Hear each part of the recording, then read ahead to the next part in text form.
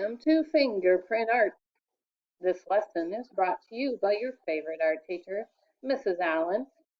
It is inspired by author and illustrator Marion Guitars.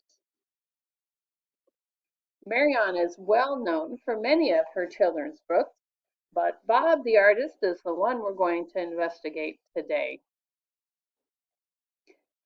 I want you guys to pay attention to Marion's fingerprint characters because that is what is inspiring our lesson today.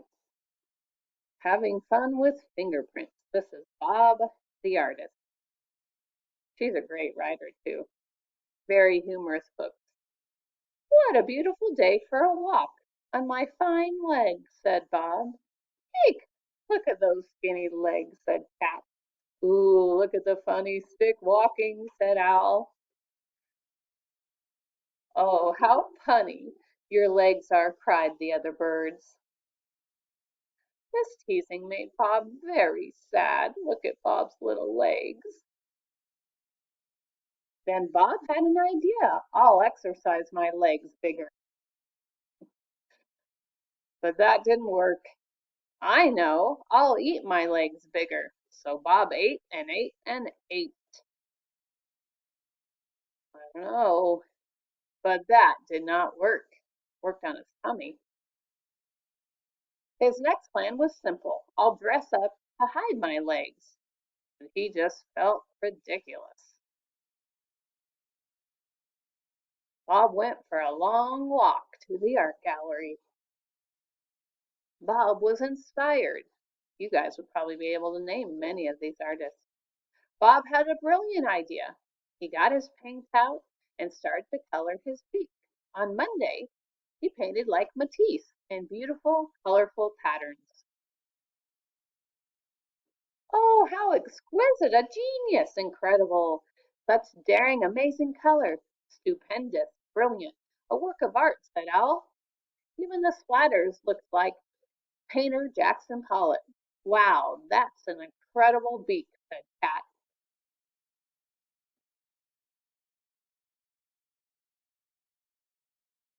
And so now every day Bob paints his beak in a different way. Bob loves showing off his wonderful beak designs. He doesn't worry about his skinny legs anymore. In fact, he is now rather proud of them.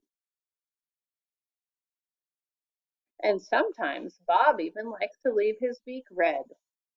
What an elegant walk, said Owl. Great legs, said Cat. How mesmerized, I think is what the bat was saying. And there you have it, Bob the artist. So I think every book that we read and see, not only by the illustrations are we inspired, but also by the words that it brings. And I think we've all been in the same situation as Bob has been, not feeling confident about ourselves or being teased by others. And Bob really figured out a way to make that better. So this is a little video of some of Marion's fingerprint characters. On this slide in the screencast, you will not be able to hear the sounds, but if you go through Google Classroom slide document and click on that, and you'll be able to listen to the sounds as well. Notice they're simple, but each of the characters have a lot of personality.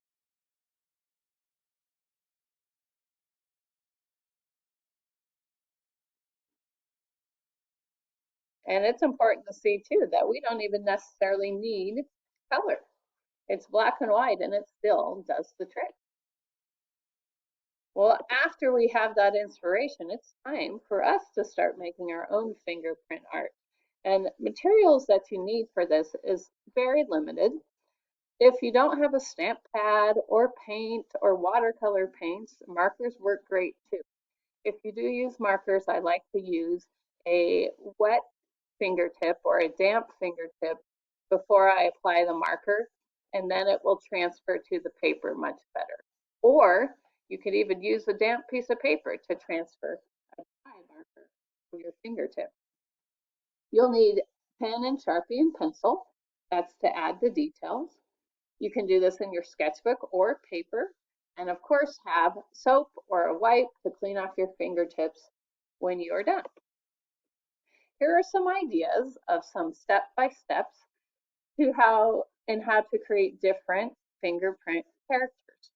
You can try some of these, or you can search up on your own fingerprint art how-tos, and you're going to get many ideas of not only characters you can use for this, but different ways to create flowers or backgrounds or scenery as well.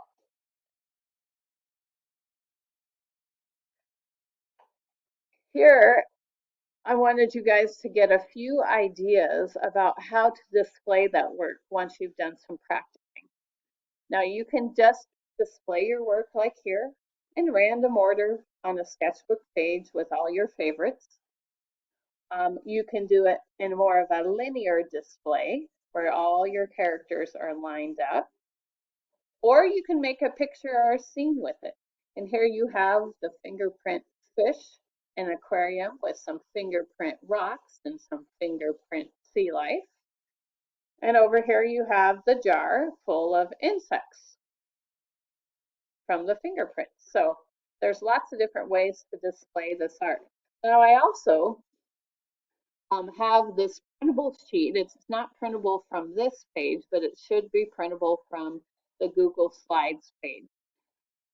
And it is just creating a gallery of frames to put your different critters or animals or whatever you're deciding to do with your fingerprints in each of those frames. If this doesn't work for you or you can't print it out, you could always draw your own gallery of frames and fill that art gallery with your fingerprint features, critters. Now, if you really get into this, you could make a book with fingerprint characters and tell us a whole story.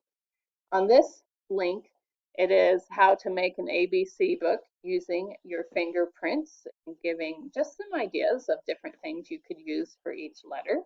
This is definitely an extension, but I think something you guys would be really good at creating. When you are finished with your photo or with your artwork, please take a photo or a video of you and your artwork, and you're going to attach that on to our Google Classroom page. If you have not attached a photo yet, if you click on that in the Google Slides, it will take you right here.